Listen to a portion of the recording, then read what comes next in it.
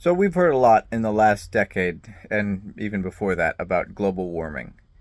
And the general narrative that they tell you is that carbon dioxide is the main issue, the greenhouse effect, and that methane is worse. And what happens is when we release carbon dioxide into the atmosphere, it then traps more of the sun's rays. They don't get reflected back, they get trapped here on the earth, and that makes the earth warmer. The other thing is the ozone layer, is that the ozone layer protects us from harmful radiation, but because of our chemical contamination, there are holes in it, and now it gets through. And so more heat gets in. And then because of the greenhouse gas effect, because of the CO2 and the methane, that somehow traps the sun rays into the atmosphere of the earth. And so the more carbon dioxide we release, the more of the sun that hits the earth stays here instead of gets reflected and goes back out through the atmosphere. And that's why the earth is getting warmer. I believe that that's true. I just want to be clear to everyone. That is true. That does increase the average temperature of the planet. I believe that the carbon dioxide greenhouse effect is real. But hear me out. I want to do an experiment.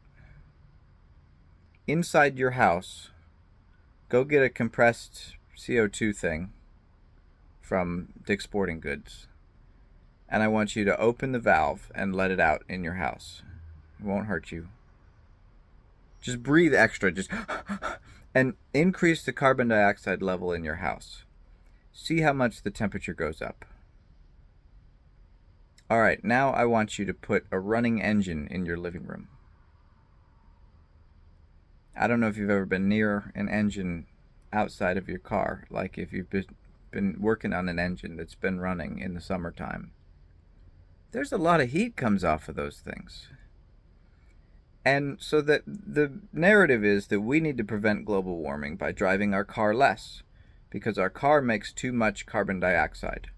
Well, the first thing I want to tell you guys is about the diesel-powered aircraft carrier and cruise ship and every single cargo ship and tractor trailer in the world. A tiny amount is people driving their car. Okay?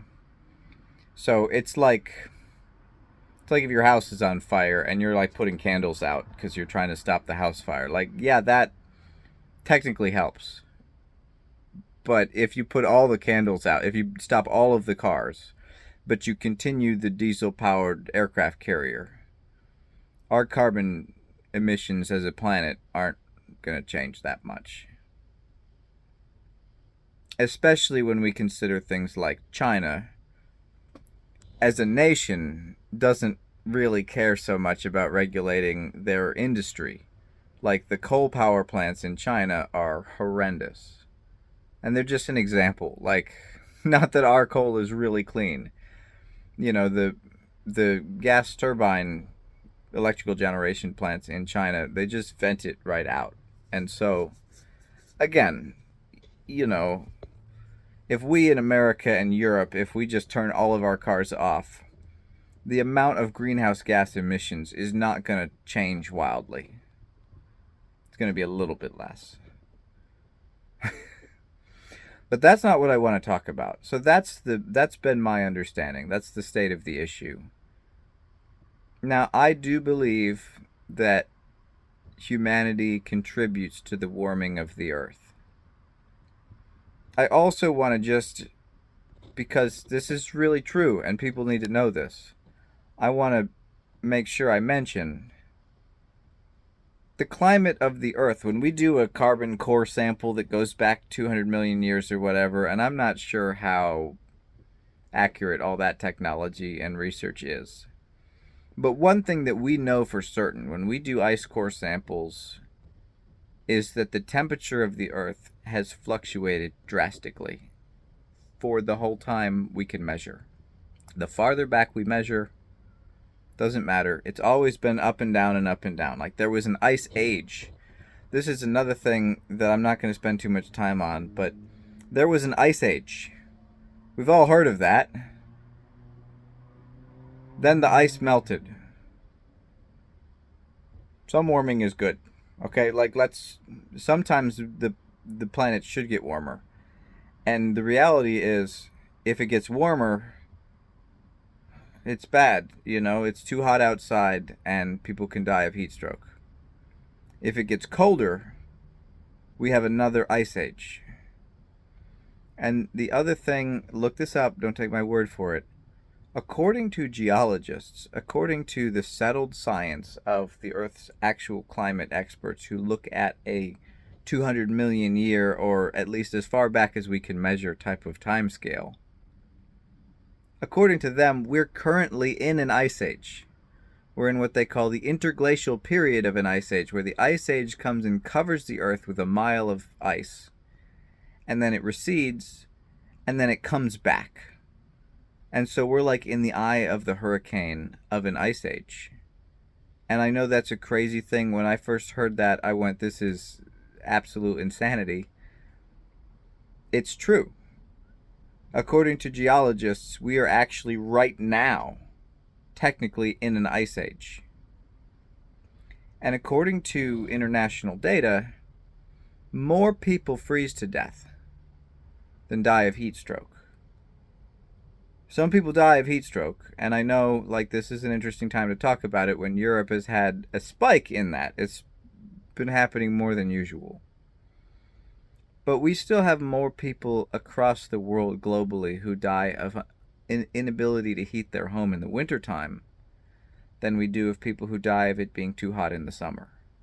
So as the Earth gets warmer, less people die of temperature-related cause of death. The warmer the world gets, the less people die. But again, that's not what I want to talk about today. What I want to say is a new crazy idea.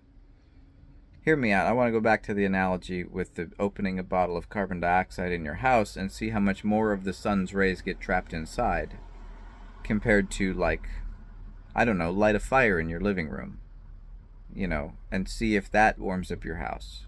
It will. People heated their homes that way for hundreds of years. In the wintertime, they kept themselves from freezing. What I want to talk about is there may be a completely, I think probably intentionally undiscussed factor in this global warming that we're experiencing.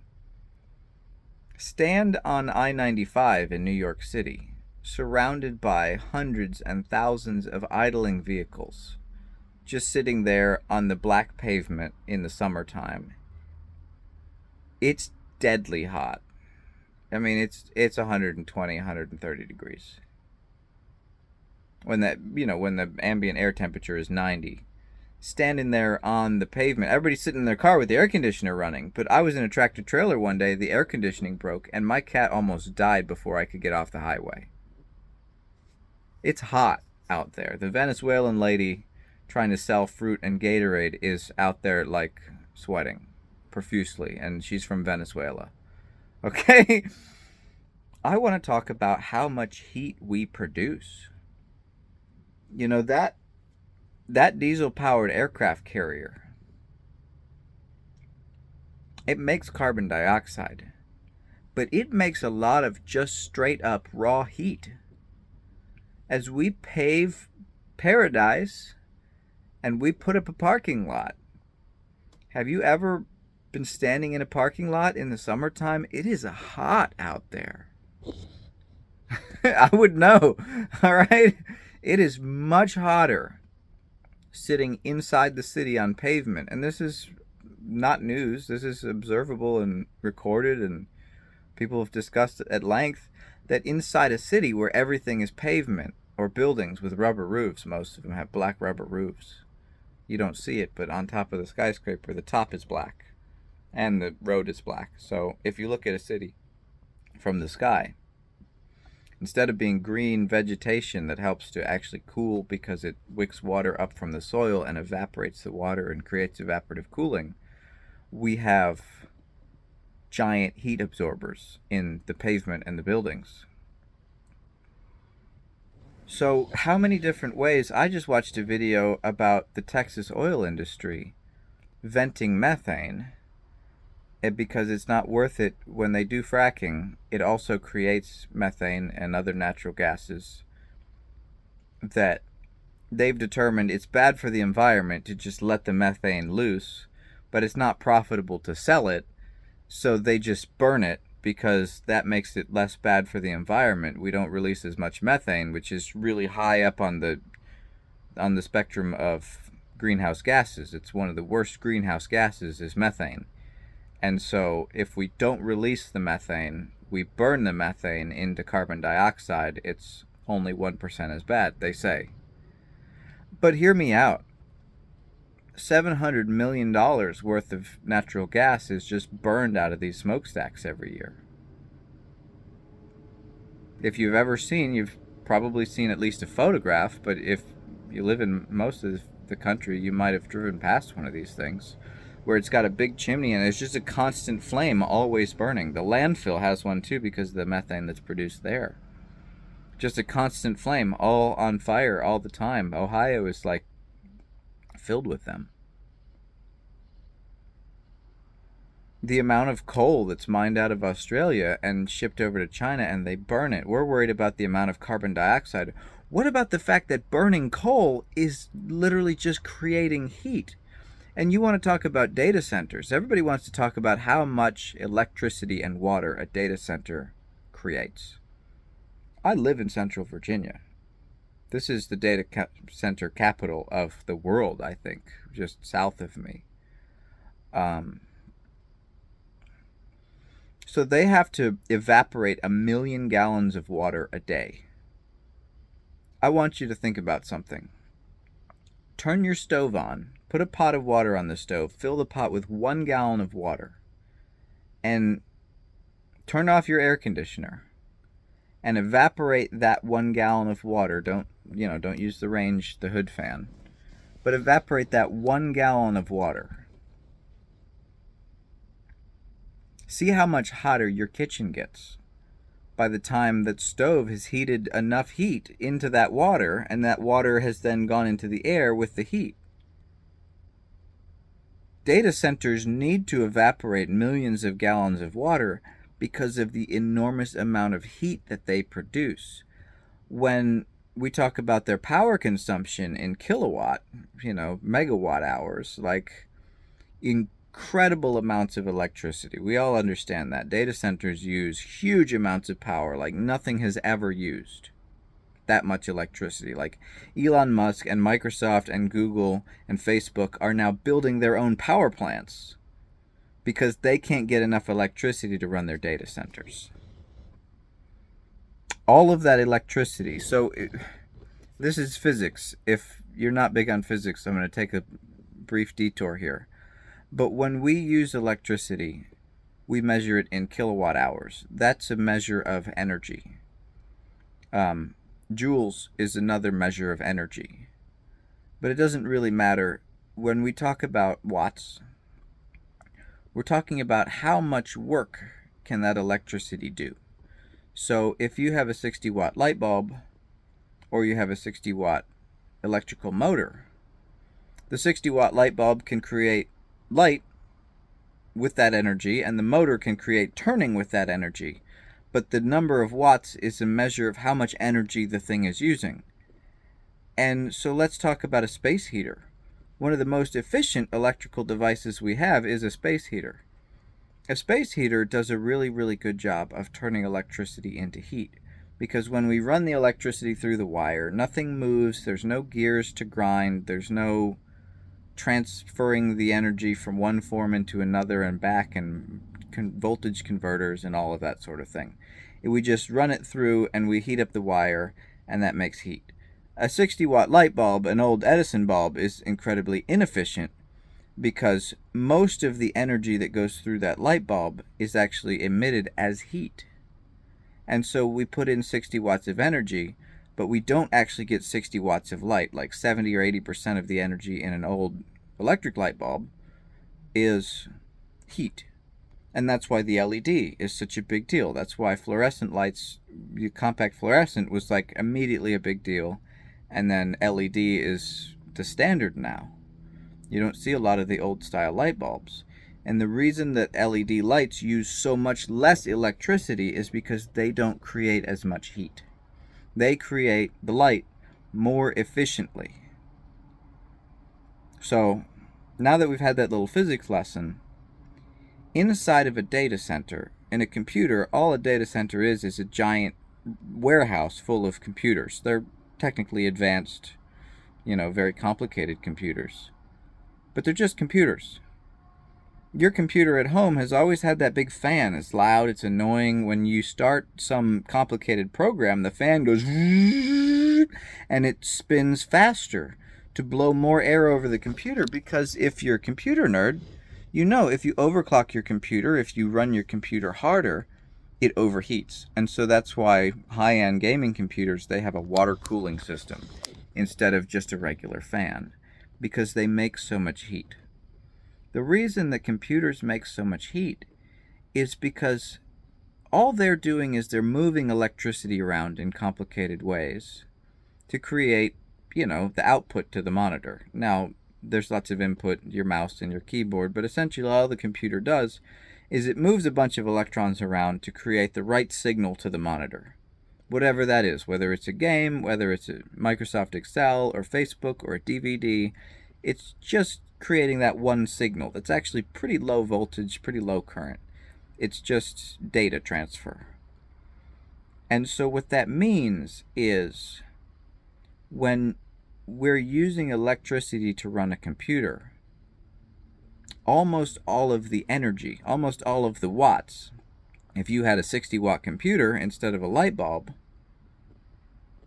almost all of the 60 watts goes to making heat.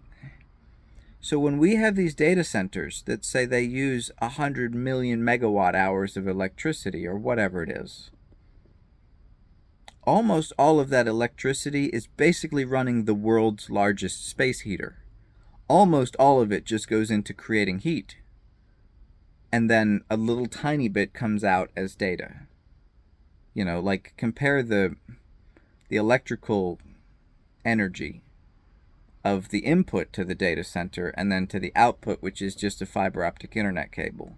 There's very little energy that a data center sends back out. It's almost all just very low current impulses of data. They don't make anything, there's no moving parts. When you have a car plant, the energy goes to moving robots that are picking things up, and picking things up uses a lot of energy. But inside a data center, there's nothing to lift and carry and move around. There's nothing to produce and convert and melt. Like a steel mill uses electricity to melt the steel, which makes a lot of heat too. But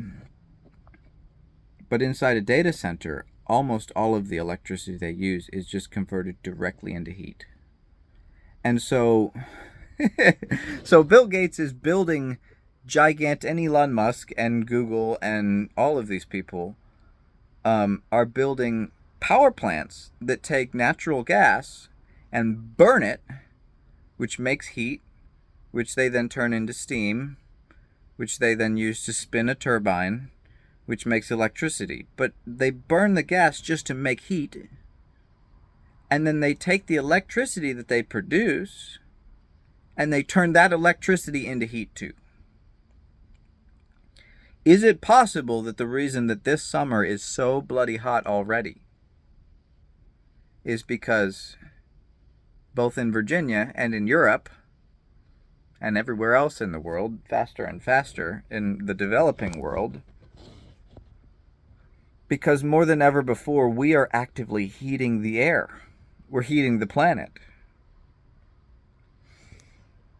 I think, and I've thought pretty quietly for a long time, that a bigger factor in global warming than the greenhouse effect, than the carbon dioxide we produce, is just the simple fact, not that your car is puffing out CO2, but that your car is fucking hot.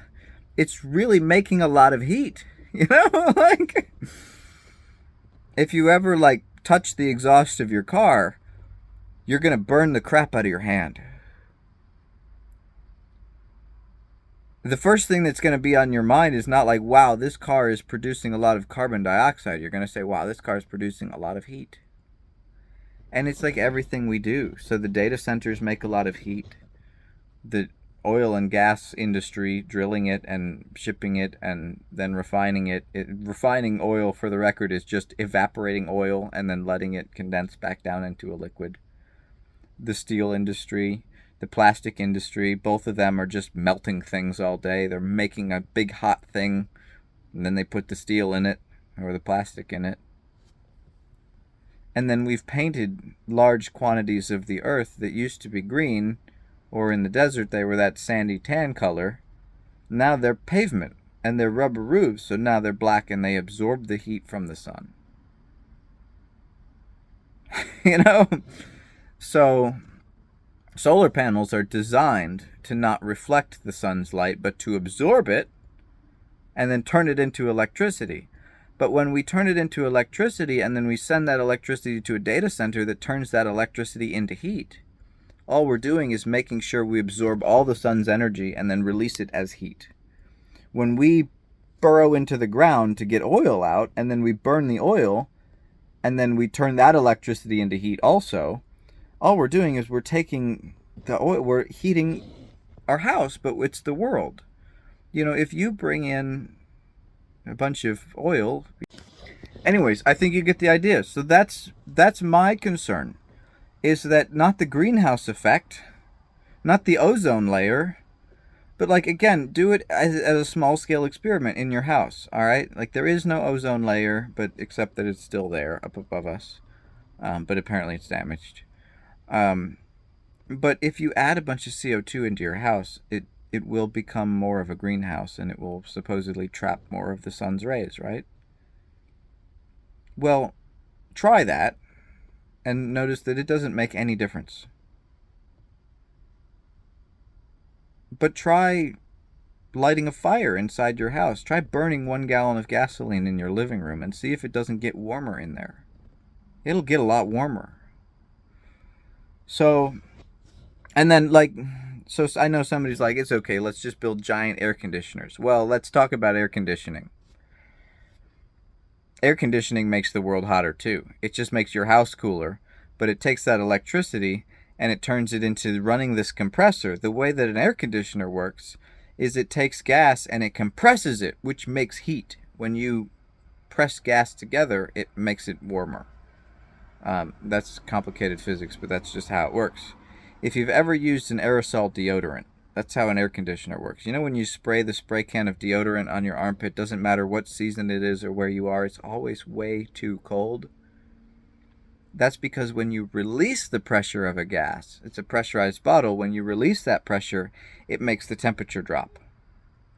And so how an air conditioner works is we basically do both sides of that. We take gas and we compress it outside, which makes it hotter. And then we blow a fan over the gas to cool it back down. So now we have compressed gas that's relatively room temperature. Then we bring that gas inside, and then we release the pressure, which makes the temperature of the gas drop. And that's how a refrigerator works, that's how an air conditioner works, that's how the air conditioner in your car works. And so whenever you're running your air conditioner, it's making the inside of your house hot. But if you ever in the summertime, you know that outside part of the AC that goes, whoa, like it's really annoying, it's got this fan that blows air, put your hand over top of that thing and see if it isn't 20 degrees warmer than the rest of the air. So anytime your air conditioning is running, you're just heating enormous amounts of air and blowing it out into your neighborhood. Now this is what they don't want you to know, I think. That's what's heating up the planet, folks. It's not the greenhouse effect. It's not carbon dioxide. You want to talk about another big one? How many atomic bombs has the United States set off? Not just 2. I mean, people are like, well, 1 on Hiroshima, 1 on Nagasaki. No, hundreds, if not thousands, of nuclear tests. That's the single greatest generation of heat that humanity's ever done. Every time we drop a bomb on somebody, which happens, like Bono clapping his hands at that concert. There's no Irish joke about that. Bono standing up on the stage, the head singer of U2, and he claps his hand. Clap! Clap!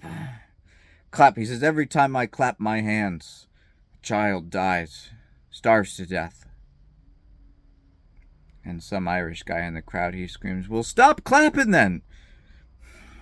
Anyways, um, that's not how it works. But it's like, but the number of bombs. I mean, an intercontinental ballistic missile is just burning fuel, burning solid rocket fuel. Elon Musk with his rocket program. Have you ever seen the amount of fire that comes off of one of those things when they set it off? You think that's not heating up the planet?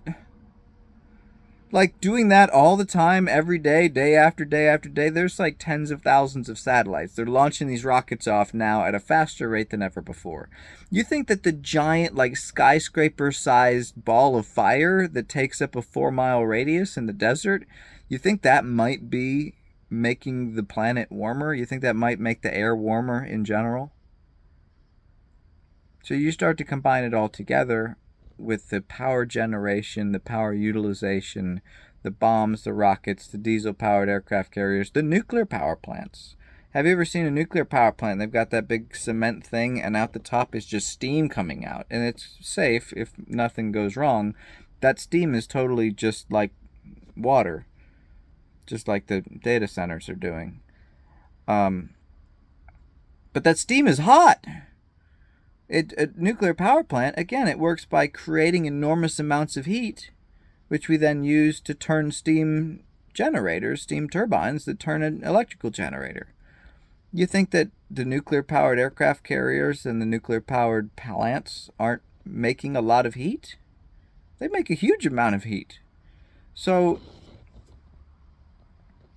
call me a crazy, but I think that the amount of carbon dioxide is negligible compared to the amount of actual just heat that we as humans produce. And I hate to break it to you, y'all, but I don't think people are going to stop. I hope I'm not a doomsayer. I hope I'm completely wrong. But I don't think the governments of the world are going to say, okay, well, we'll shut the aircraft carriers down then.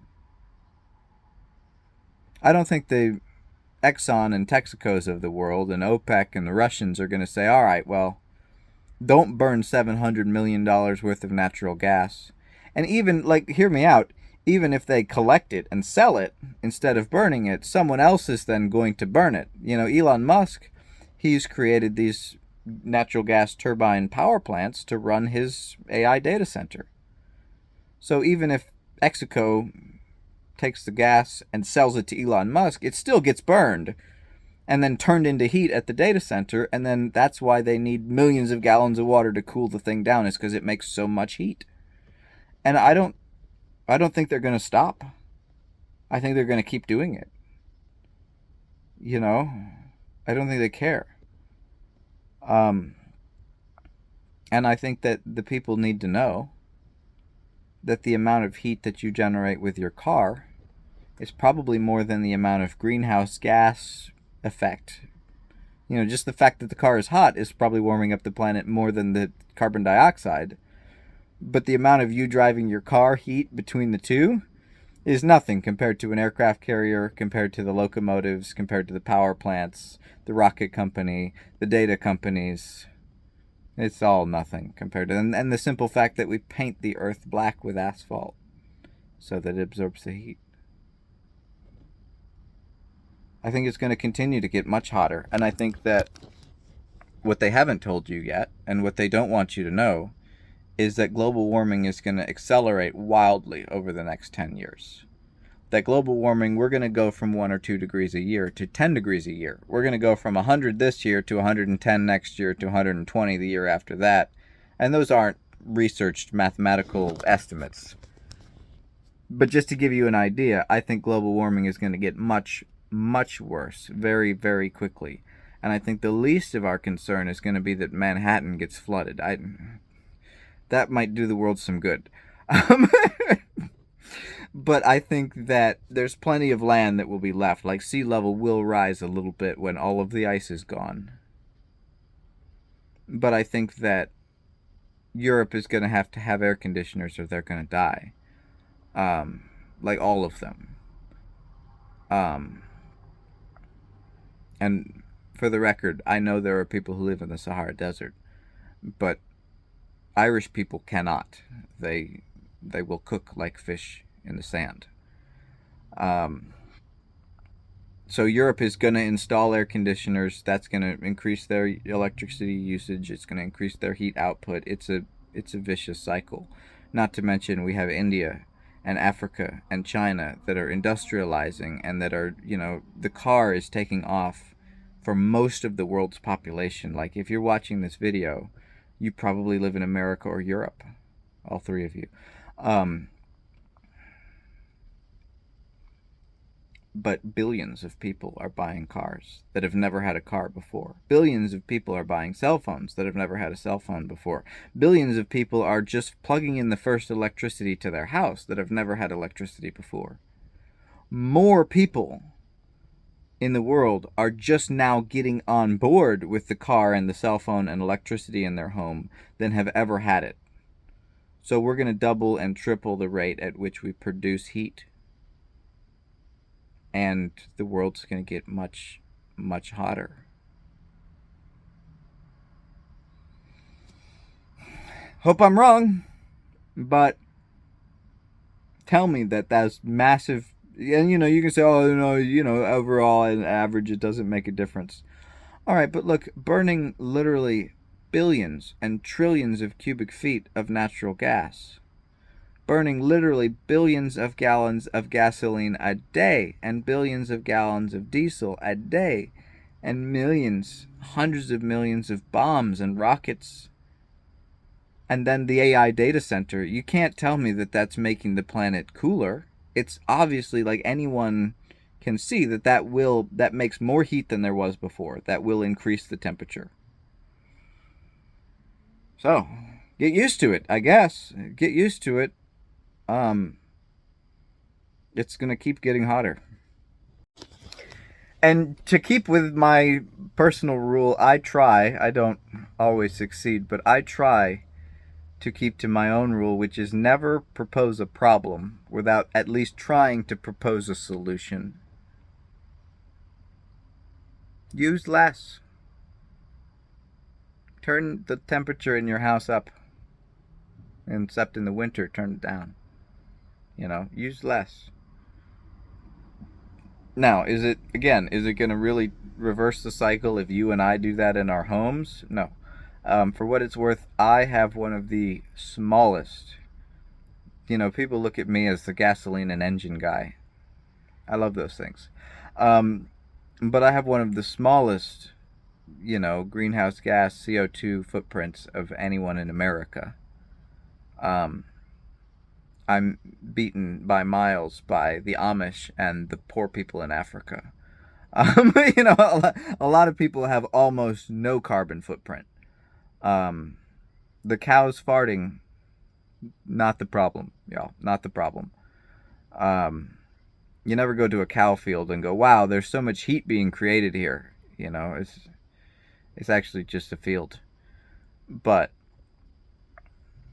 I think that the consumer emissions are almost negligible compared to the industrial emissions and the government emissions. I have not done the math on this, but I would dare say that the single entity that uses the most gasoline, diesel, and jet fuel, at least diesel and jet fuel, is the United States military. So the U.S. government is the largest greenhouse gas producer in the world, except for probably the Chinese government, because they don't even care how much they make. They don't try to hide it or reduce it in any way. But it's between the two.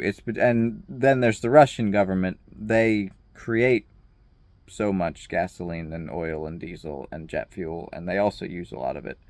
But those three are probably some of the absolute top producers of not just greenhouse gas, but of producing actual heat. Like, I think that we need to start a conversation about how much heat are you making. I think that the data centers will be the worst. But so what do I think the solution is?